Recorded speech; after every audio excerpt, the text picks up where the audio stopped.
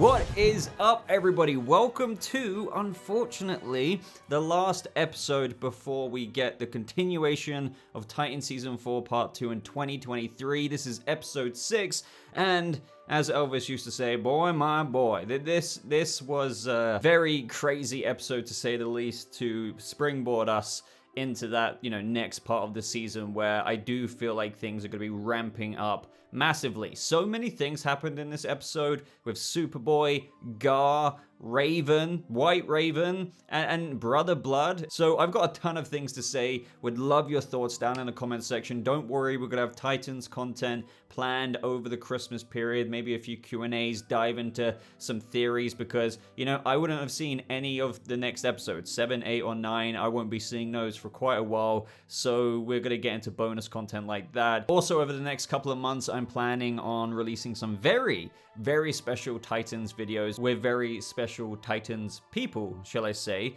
That will be coming in the foreseeable future, but definitely before part 2 airs. And yeah, that's just a little teaser for you. But let's not waste any more time. One thing you can do, though, before we crack on, is like the video. Give this video a bunch of likes, would really appreciate that. Let's break the record. I don't even know what the record is, but, it's a few hundred. Let's see if we can get past that. But yeah, the beginning of this episode, it opens up with Superboy freaking out, but eventually calming himself and, getting this resolve that then turns into this newfound conviction. This is when he breaks the mirror on the wall and heat visions his hair to make himself bald, just like Lex. And this is a very fascinating journey that I've been anticipating ever since season 2. I've said that a lot on the channel. Now this season more than ever, Connor is going through some changes, as what has been teased before. And given the trauma that he's been through in the 5 episodes so far, and to be fair, like after some reflection as well, he has been through a lot. He understood that Lex has been bad this whole time, he's even joined the Titans show, but he's still subscribed to, okay, let's get to know you. And before he could even really find out if Lex was actually going to use him, had some kind of ulterior motive, because we never really truly found out if Lex was really meaning what he was saying in that office right before he died. Mother Mayhem robbed him of that chance. And Mother Mayhem, ever since then, has been kind of handing his ass to him. He's been literally infected with a snake, a little curse as well, that nearly cost him his life if it wasn't for Gar transforming into a virus. But most importantly, what I think we all need to remember is that Connor is not all Superman. He is literally half Superman, half Lex Luthor. And this whole time, even though we've had certain actions of his bleed through over the time we've spent with Superboy in Titans, he's been trying to keep that equilibrium there. And most of all, to be honest, stay at the Clark Kent Superman side, which is obviously an impossible bar to meet. I was talking about that when Connor got to see his dad literally fly to save another galaxy from a red dwarf star, I believe it was. And I was just like, that's an insanely high bar in terms of this is what we do, right? There's a lot of trauma in his past. There's Mercy Graves. He failed to save Hank. That's one thing I kind of forgot about for a little while, is just he was that close, if you remember, and he was very gutted after that. There was that moment with Dick last season with the kryptonite powder. There's other little events with how people perceive him, and then, with that moment with Lex Luthor saying, if you make one mistake, then you're the villain, and he can hear what everyone is whispering about him. Imagine all of that just kind of teething down on you when you're trying to maintain the good part of yourself. And that's the thing, he's not 100% Clark Kent. So now what we're seeing here, and especially after recent episodes with bloody Mother Mayhem now coming down on him, as with what we've been teased with his arc in this season, he is more or less trying to figure out who he is. And after everything and all the events that have transpired so far, I really like the way they portrayed this scene. And again, Joshua Orpin killed it. And one thing that I'm quite happy about seeing is that there's a lot of praise for Joshua Orpin this season and his performance. I really do feel like he not only plays the duality of Lex and his Superman side very well, and I believe we haven't even seen anything yet in terms of the Lex side, but it was in that very initial scene that we pick up up with where you see Connor absolutely distraught. He's in total despair. And it's in this moment he realizes, okay, I'm going to adjust my dial a little bit. Again, we need to remember he's been getting his ass kicked by Mother Mayhem. He tried storming her at the beginning. Bam. And then like every mark along the way, prison with legs, snake inside him, almost died. Now he's thinking, okay, well technically we've only got a few hours left before the blood moon rises. I am finally going to lean into that side a bit more. It's kind of like how Dick said later on, like me, myself, Kory, Gar, we've all lent into our darkness and you'll get through it too. And that's kind of what's going on here through getting into his darker side. Just like with what I just mentioned with that example, other characters have done that because they feel like sometimes doing that may be the means to an end that he is looking for or that the Titans team is looking for. So once he's given into that, hoping to achieve to finally get rid of this Church of Blood mess, we get to see a very, very different Connor Kent. And that echoes all the way throughout this episode, and I wouldn't doubt if it really echoes throughout the remainder of the season. Now, this Connor is very different because he is literally harnessing the Lex Luthor side to stuff that he has felt present this whole time. Again, it's important to remember that he's suppressed it, and we've even witnessed those moments in the past. And just seeing him act like a dick to everyone this episode, whether it's the poor guy, Jeffrey, I don't know if his name is Jeffrey, the Star Labs worker just getting yeeted out the way in, the way he calls people on the Titans team useless because of his absolute drive through his methods, of his Lex methods, should I say, such as the satellites. It kind of makes you think, whoa, whoa, whoa, like, you know, calm down a little bit. But I also forget sometimes that even though the show has made a point of that, he has, you know, mentally matured a little bit between seasons, obviously way faster than like your average human would, because he would literally be a little toddler by now with that logic. But he is still only a couple of years old, give or take. So he is very much so just trying to figure himself out, and this is one way he can figure things out with the predicament that the Titans are in. After this scene with Kory and Raven, we get some new information that we didn't actually know. I mean, it completely adds up, but Raven reveals that she saw Dick's vision in the Lazarus pit, so she's been aware this whole time of Kory and Dick's child. But more on this in a moment. This is when we have the team talking about what happened. Obviously, they mentioned that Sebastian got taken. This is when we have Connor walk in. Everyone is a bit like, bruh, what's going on? This is where we get the examples of what we were going over earlier. We have all the Luthor-isms, if you will, such as Superboy calling Dick Richard. We got a lot of philosophic quotes, if you will, this episode, which is a very, very Luthor thing to do. He's all about killing them, and then after that, having a cold one. There's a bit of back and forth between Titans about, like, we don't kill people. Obviously, Rachel doesn't want Sebastian dead. Now, up next with Gar. Man, things with Gar are very, very big this season. Now, we already kind of got a hint of that, but I don't think fans truly realized how important his role would be this season. And we've been going over how him being connected to the Red would be really integral to this season for a variety of reasons. Even Kory, she seems very important, but it really does seem that fans are getting what they want to see, at least from where I'm standing. So in this moment, he goes to get some air, go down the stairs, and this is where his eyes take over Red, and he's transported through that kind of like little glimpse of the Red. And I believe he can see the little glimpse of the Raven statue that's in the Temple of Azarath just glowing. But this is when he hears Superboy say that line saying, "You're not all the way back yet, are you?" But he hadn't even said that line yet, and then Connor comes down and says that line. So Gar, through his connection to the Red, and this is actually news to me, I didn't know this was even an ability, he can basically see the future. And that was another thing that happened towards the end of this episode. It's quite overpowered in a way. I'm really interested to see how this is expanded on, because again, like if Gar can always see what's coming, and I'm sure it's not as simple as that, he can't always just conjure it up, but it was him going into the Red at the end through the instruction of that mystery figure right before everything was like blowing up in a way through. It kind of reminds me of Sebastian having a Black Canary Sonic cry. I'm guessing that's very, very important. And if he didn't have that vision or guide from that mystery figure of the future, then, what would have happened? So up next, with Connor's determination to solve everything, as we went over in the beginning of this video, that's why he's kind of tapped into the Luthor side. It's a means to an end, and it's kind of yielding good results initially. And he's come up with a plan where he's being very, very commanding. And again, I love the confidence that Joshua Orpin brings to the Luthor side of this role. I do believe he can really portray this multifaceted aspect of Connor Kent in a brilliant way. So here he's just ordering people around, acting like a dick. He's also very, very smart in the solution. So he actually thinks of the idea to redirect 58 of LexCorp's satellites to reflect sunlight on the moon, thus kind of erasing the illusion of the blood moon. Meanwhile, with the other Titans cooking up the plan to somewhat save Sebastian, this is where Jinx comes up with the idea of reorganizing, essentially magicians,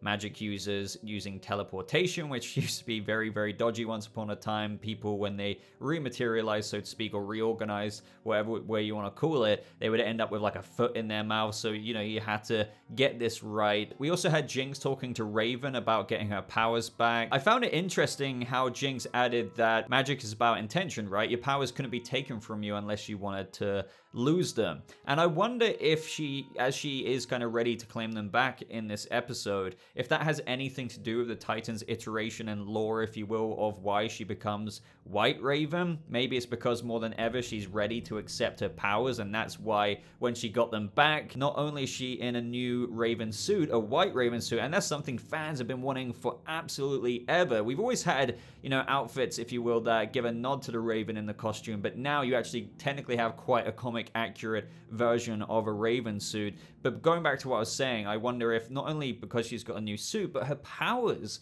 also look different. And as we know in the comics, the White Raven version of herself is like an insanely peak powerful version of Raven, and it could be something to do with her being really ready to equip them. This is when we cut to the Temple of Azarath, and we have that guy who was actually spared by May Bennett when she was imprisoned. He's looking at the blood moon turning, well, not so much a bloody moon anymore, so they're getting pretty worried about this. And since Sebastian has said Azarath, Metreon, and Zinthos, we see kind of what effect that can have, especially on the son of Trigon. So he's having like the vampire-esque rippling vein effect in his arm. He's in a lot of pain because he's transitioning, and if he doesn't go into the blood pit, then yeah, it's going to get a lot worse. And in this moment, you know, what I like about this is we're seeing, especially compared to the end of the episode, the duality of Sebastian Sanger himself. He says he doesn't want to do it initially. He only came with Mother Mayhem to stop her from killing his friends,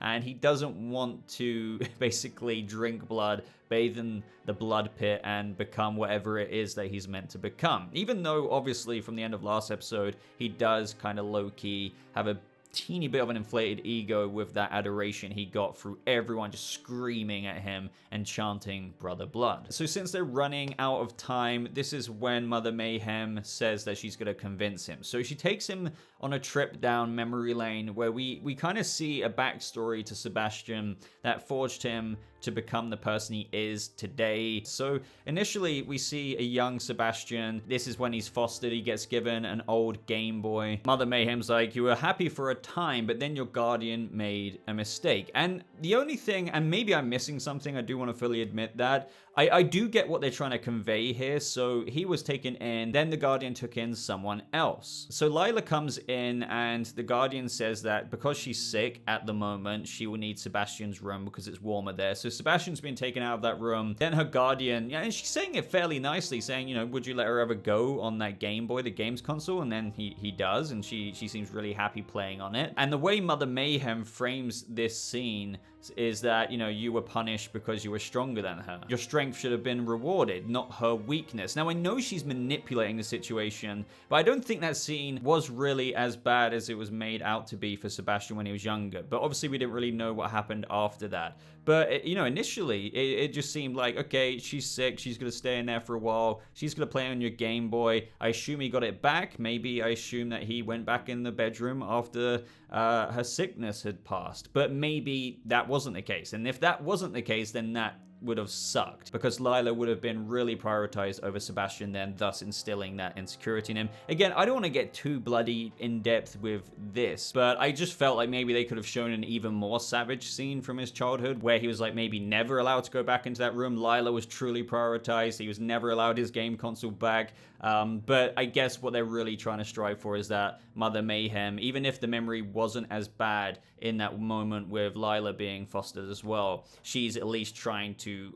manipulate that. But don't get me wrong though, the next flashbacks were definitely what I was looking for. So when we had Sebastian in that math class, and then his teacher basically punished him for excelling. And then the third flashback was pretty sad because Sebastian was in self-sabotage mode given, his life and the way he grew up. He had, seemingly a lovely girlfriend who cared about him, who was supporting him, gave him that gift of a Game Boy that, he's now making a game. But he started to break up with her. He just figured that eventually she would move on past him, and he doesn't want to get it to a point of where he would suffer more rejection. But then there was that really weird reveal of how each one of those people, including the teacher, his girlfriend, and I guess Lila, who was fostered, were all from the Church of Blood. So they were deliberately inserted into his life at those ages, I guess, to, somewhat push him along the direction of feeling where he does in present day, the man he became, the lonely man, to, curate him along that journey to become Brother Blood. Now, I don't know if it makes sense as much. This may be a bit nitpicky for some. This is honestly just coming to me right now. Mother Mayhem was in prison for those early years of Sebastian's life. She broke out in 2018, 2019. So my only assumption here is that those plants, his teacher, Lila, as a foster child, so when Sebastian was very, very young, and the girlfriend one day, that's a bit more understandable and believable because Mother Mayhem, I guess, would have been out at that point. But I guess maybe Gina did this deliberately to him. So Gina was watching over him as a kid and deliberately sent Lila as a Church of Blood foster girl. Or I suppose you could look at it in another way, in that those three people who were in those three flashbacks and who are now Church of Blood members only became Church of Blood members in the past few years. But yeah, I just do feel like there's a little bit of a hole as to some of the flashbacks of when he was younger and when Mother Mayhem was locked up. But I guess you have to conclude that Gina was orchestrating that. And so Beast Boy decides to get some food. He's looking really out of it because he's been experiencing these very trippy visions all day, which is when he gets contacted by somebody I don't even know if it's taking over a body, because the person who was left after this was somebody completely different. But he says, listen, you see, they speak. The animals, they also see. You will see, like Buddy Baker and Mary McCabe. Now, that's very interesting because those are two other characters. One is Animal Man, the other is Vixen, of whom also utilize animal powers. So he's saying that they also see, so maybe they're a bit further along because these are big DC characters as well, as I said, who utilize animal powers. So they're probably quite connected. Unlike Beast Boy, who's still trying to figure it out. He doesn't quite see like they do, so that's a cool Easter egg there. But he goes on to say that in the end, all of life, everyone and everything, it depends on you. So talking about Beast Boy being important this season, and when he's hearing this, he's like, bruh, like what? That's kind of a responsibility, all of life, everyone and everything. It depends on me. Now, in terms of Buddy Baker, Animal Man, and Mary McCabe, Vixen, I mean, don't get your hopes up on seeing them, but it's still a cool connection to others who are connected to the Red, like Beast Boy. Maybe we'll get more references to them because I know there's, more Beast Boy important moments to come. Maybe when he's in the Red, finding out about these other people who are linked to the Red, you'd have to think that maybe, given that they are also avatars of the Red, that they're going to want to try and stop this Blood Moon. I doubt they're going to come in and unite forces because, that would be something else, bringing in two other DC characters. But hopefully we'll get a reason as to why they're not directly helping out Beast Boy, since everything is in jeopardy and they've also seen. Unless they're dead, of course, and it's just down to Beast Boy, since for some reason Buddy Baker and Mary McCabe are unavailable. But anyway, sometime later we have Connor wonder about any hacking attempts, and there is a point of origin, and it is revealed where the Church of Blood location is. So I know a lot of people aren't fans of Titans going off on their own, but for this one, to me, it gets a complete free pass given the situation that Connor is in with his Lex mode switched on. So he goes straight there, grabs Mother Mayhem by the throat. She does a Palpatine, do it. And he literally does that. He heat visions holes through her eyes right through the back of her head. But it wasn't her. It was all a part of a magical illusion. She taunts him how his capacity for rage has been something, an instinct that he's ignored for too long. She teases him about how Lex Luthor was very, very easy to kill. I really enjoyed Franca Potente in this moment. She was truly owning this villainous gloating that she was doing. And to be honest, you have to think about how pissed Superboy is going to be at this, because once again, he ends up tied up and bested by Mother Mayhem. So I think this is just going to springboard him further down that darker path. Now with Kory, they're running tests on her power, and they're acknowledging that she only had 8.1% of her power utilized out of, obviously all of it at the beginning of the season, but now she has access to over 80%. And that means she needs to be careful, because if she goes all out, it will consume her and possibly kill her. Now you have to think that line was said because that could be coming in the future. Obviously, we didn't see that in the end of this episode, but I'm not saying Kory's going to die or anything like that. But with lines like this, it usually means that something might happen where she's on the brink of perhaps using all of her power. So we're going to have to keep an eye out for that. Now, this is where the Titans learn where the Temple of Azarath is, because Raven's locating her powers. They use Kory's powers in this moment.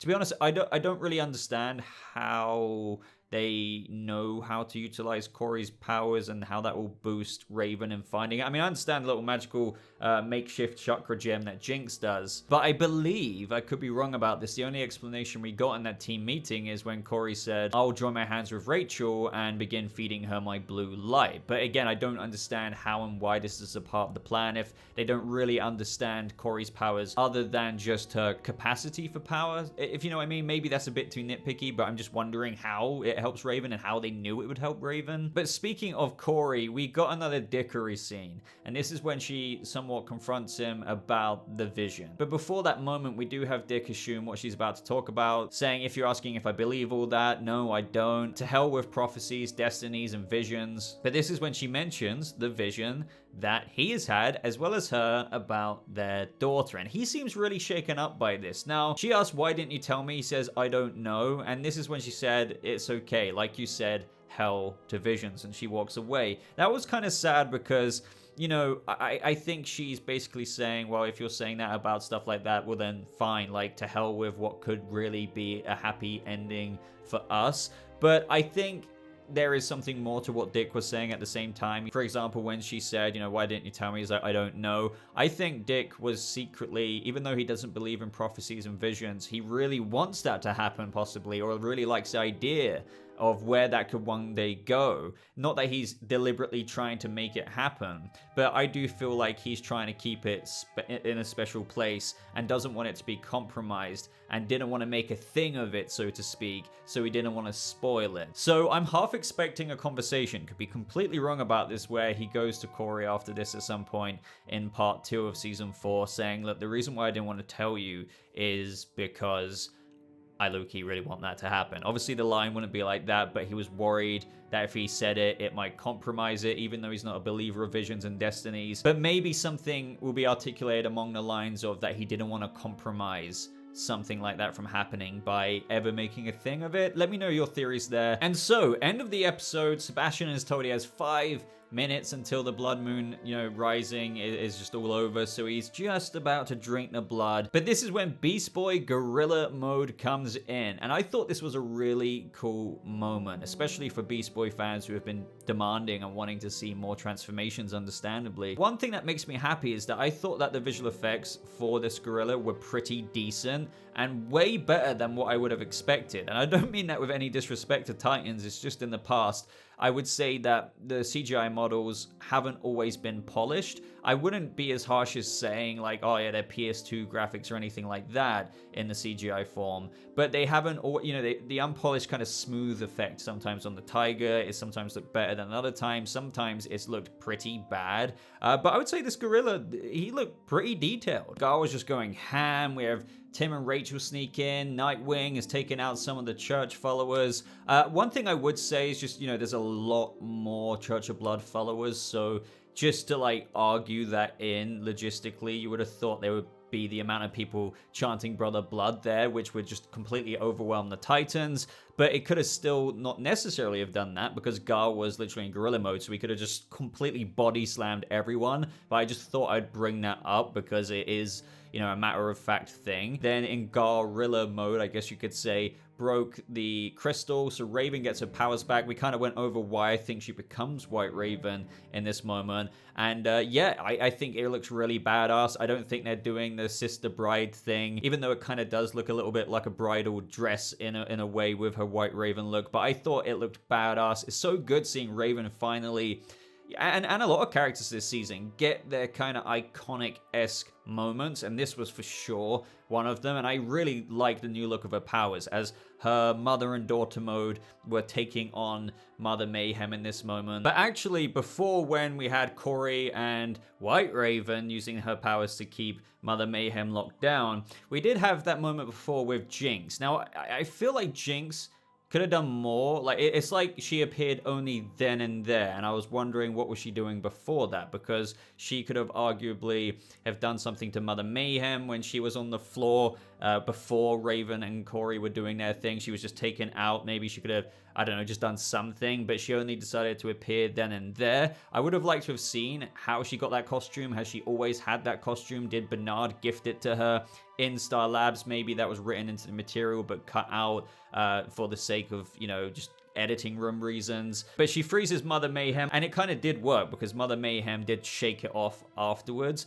But the execution of her death, and by the way, I don't think she's dead. You wouldn't make a whole costume and bring her in just for that. And she says, oh no, not again. So it seems like she's been through something like this before. But it's one of those moments where the character can see the staff, and she's got her arms up like this, and you would have thought you would just see it go into you, if you know what I mean. Maybe you could argue she was just so fixated and thought she was frozen that she just didn't see it about to get thrusted in her abdomen or something. But yeah, it did just kind of make me think a little bit like you're facing the person.